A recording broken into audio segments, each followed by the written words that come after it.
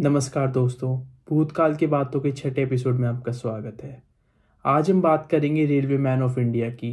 जी हाँ, हम बात करेंगे गुलाम दस्तगीर साहब की, जिन्होंने अपनी वीरता, बुद्धि और कभी न हार मानने वाले एटीट्यूड के चक्कर में न जाने कितने हजार लोगों की जान बचाई। 3 दिसंबर 1984 भोपाल, रात के लगभग 12 बज रहे थे। Station superintendent H S. भार्वे और deputy superintendent Ghulam Dastagir duty कर रहे थे। रात 1 बजे गोरखपुर मुंबई एक्सप्रेस भोपाल जंक्शन पे आती है, जिसका स्टे 20 मिनट था। गुलाम साहब अपने कैबिन से निकलते हैं और जैसे ही वो कैबिन से निकलते हैं, उनकी आंखें जलने लगती हैं और उनको थोड़ी सी इरिटेशन और गले में खराश लगती है। यही चीज़ वो बताने के लिए अपने सीनियर एच.एस. भार्वे के पास जाते हैं, लेकिन उन्हें वो कहीं नहीं मिलते। थोड़े टाइम ढूंढने के बाद उन्हें भार्वे ज़मीन पर गिरे हुए दिखाई देते हैं। तो गुलाम उनकी सांसें चेक करते हैं, उनकी सांसें बिल्कुल नहीं चल रही होती है। ये देखने के बाद उनको यकीन हो जाता है कि यहाँ पे कुछ गड़बड़ है और कुछ बहुत बड़ा होने वाला है भोपाल जंक्शन में। दरअसल भोपाल जंक्शन से 1 किलोमीटर दूर यूनियन कार्बाइड की एक बहुत बड़ी फैक्ट्री है, जहाँ पे एक बहुत बड़ा हादसा हुआ है और 50,000 पाउंड गैसेस लीक हो गई हैं पूरे शहर में। और ये कोई मामूली गैसेस नहीं, बहुत जहरीली गैसेस हैं, जिसमें MIC, हाइड्रोजन साइनाइड जैसी गैसेस मौजूद हैं। और ये सारी गैसेस अब फैक्ट्री से निकल के पूरे शहर भोपाल में फैल गई हैं। ये आधी रात का समय था, मोस्टली लोग सो रहे थे और लोगों को पता नहीं चला। कई सारे लोग तो बेचारे इस नींद में ही मारे गए। इस समय दस्तगीर भोपाल जंक्शन स्टेशन पे सबसे सीनियर पर्सन है और वो रिस्पॉन्सिबिलिटी अपने कंधों पे लेते हैं। दस्तगीर सबसे पहले जो गोरखपुर मुंबई जंक्शन की ट्रेन थी, जिसका हॉल्ट 20 मिनट था भोपाल जंक्शन पे, उसको तुरंत रवाना करते हैं। प्रोटोकॉल तोड़ते हैं, उस प्रोटोकॉल तोड़ने की जिम्मेदारी वो अपने कंधों पे लेते हैं। उस ट्रेन को जल्दी से गो हेड किया जाता है।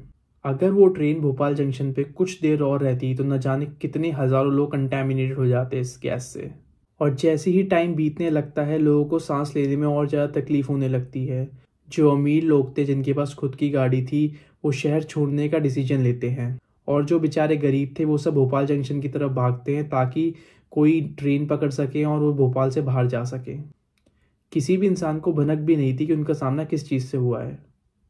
चारों तरफ लोग खास रहे होते हैं, आंखों से पानी आ रहा होता है और खून की उल्टियां हो रही होती हैं। कितना भयंकर दृश्य था ये। दस्तगीर एक प्लेटफॉर्म से दूसरे प्लेटफॉर्म पे भागते रहते हैं और लोगों की मदद करते रहते हैं, और जो ट्रेन आती है उनको बिना रुके सीधा डिपार्चर की तरफ भेजा जाता है। इन सब सिचुएशन से घिरे होने के बाद भी दस्तगीर अपने दिमाग का बहुत अच्छा इस्तेमाल करते हैं। वो तुरंत ही एक SOS कॉल करते हैं, जिससे 4 एम्बुलेंस, पैरामेडिक टीम और रेलवे के डॉक्टर आते हैं मदद करने के लिए। पर लोगों की संख्या कई हज़ारों में थी। बेचारे डॉक्टरों को भी नहीं पता था वो किस चीज़ से सामना कर रहे हैं। किसी ने ऐसी चीज़ पहले देखी भी नहीं थी। यूनियन कार्बाइड फैक्ट्री से 3 किलोमीटर दूरी हमीदिया हॉस्पिटल था, जो कि एक 1200 बेड का काफ़ी बड़ा हॉस्पिटल था। यहाँ 1:15 पे पहला पेशेंट आता है, जो आंखों में इरिटेशन की कंप्लेन करता है, और इसके सिर्फ केवल 5 मिनट बाद ही पूरे हॉस्पिटल में लोगों का भुड़कम मच जाता है। जो हॉस्पिटल के डॉक्टर हैं, वो फैक्ट्री में फ़ोन भी करते हैं। उनको सस्पेक्ट होता है कि कुछ ना कुछ गैस लीक हुई है, उसके चक्कर में ही इरिटेशन हो रही है और लोगों की वॉमिटिंग हो रही है, खांसी हो रही है। लेकिन वहाँ से भी डॉक्टरों को गलत इन्फॉर्मेशन मिलती है। जो यूनियन कार्बाइड कंपनी का मेडिकल ऑफिसर था, वो डॉक्टर को बताता है कि यहाँ से कोई भी पॉइजनस गैस लीक नहीं हुई है। आप पेशेंट की आंखों पे गीली पट्टी रख दीजिए, इससे उनको आराम मिल जाएगा। इसके बाद 1:25 पे पुलिस सुपरिटेंडेंट फैक्ट्री में फ़ोन करके पता करते हैं कि सब सही है, और उनको रिस्पॉन्स पता है क्या मिलता है, एवरीथिंग इज़ ओके। तीसरी बार कॉल करने के बाद जो फैक्ट्री के एम्प्लॉय हैं, तब वो बोलते हैं कि हमें नहीं पता यहाँ पे क्या हो रहा है और बहुत ही खतरनाक हो रहा है। और 2:10 पे 4000 से ज़्यादा लोग हॉस्पिटल में इकट्ठा हो जाते हैं, 1200 बेड की कैपेसिटी के हॉस्पिटल में। भोपाल जंक्शन में इस समय हड़बड़ी मच चुकी थी। दस्तगीर गोरखपुर बॉम्बे ट्रेन को रवाना कर चुके थे और काफ़ी सारी और ट्रेनों को उन्होंने रवाना किया था, लेकिन अब चीज़ें आउट ऑफ कंट्रोल होती जा रही थी। दस्तगीर को बाद में पता चलता है कि जो उनके सीनियर थे भार्वे, वो भी दूसरी ट्रेनों को रवाना करने के चक्कर में ही शहीद हो गए। उनके सीनियर ने भी ट्रेनों को यही कहा था कि इस प्लेटफॉर्म पर मत रुको, जल्दी से जल्दी यहाँ से निकलो। वो आखिरी दम तक अपना कार्य पूरी ईमानदारी से करते रहे। दस्तगीर के परिवार में उनकी वाइफ, उनके 4 बच्चे थे, जो फैक्ट्री थी उससे सिर्फ 3 किलोमीटर दूर एक गांव में रहते थे। दस्तगीर ने अपने परिवार की भी चिंता नहीं करी और अपने फ़र्ज में लगे रहे। उन्हें न जाने कितने हज़ार लोगों की जान बचाई। कई सारी ट्रेन तो उन्होंने जाने दी बिना रुके ताकि लोग कंटेमिनेटेड ना हो जाएं। दस्तगीर के एक कलीग अपने परिवार को लेके भोपाल जंक्शन में आए थे ताकि वो शहर छोड़ के जा सके। उन्होंने वहाँ पे दस्तगीर को एक प्लेटफॉर्म से दूसरे प्लेटफॉर्म पे भागते हुए देखा, कई लोगों की मदद करते हुए देखा। इसे देख के वो भावुक हो गए और उनको बड़ी शर्म आई अपने पे। इस कठिन समय में भी दस्तगीर ना अपने बारे में सोच रहे थे और ना अपने परिवार वालों के इस बारे में सोच रहे थे।